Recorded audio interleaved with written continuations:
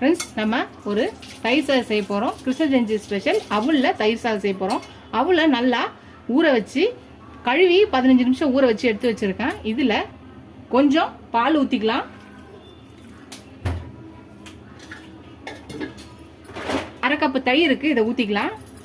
இதையும் சேர்த்து மிக்ஸ் பண்ணலாம். எல்லாத்தையும் நல்லா மிக்ஸ் பண்ணியாச்சு. இது ஒரு பக்கம் இருக்கட்டும். ஒரு சின்ன பேன் எடுத்துக்கலாம். எண்ணெய் ஊற்றியாச்சு. கடுகு 1 ஸ்பூன் போட்டுக்கலாம். உளுந்து 1 ஸ்பூன் போட்டுக்கலாம். வெடிக்கிட்டோம். இதில் துருவி வச்ச இஞ்சியும் பொடியாக நறுக்கின பச்சை மிளகாவும் போட்டுக்கலாம். வெடிச்சிருச்சு. இப்போ நம்ம கருவேப்பிலை போட்டுக்கலாம். இப்போ இதை எடுத்து நம்ம இங்கே ரெடி பண்ணி வச்சுருக்க தயிர் சாதத்தில் போட்டுடலாம். அவுள் தயிரில் போட்டுடலாம். இப்போ இதையும் சேர்த்து நல்லா கிண்டிக்கலாம்.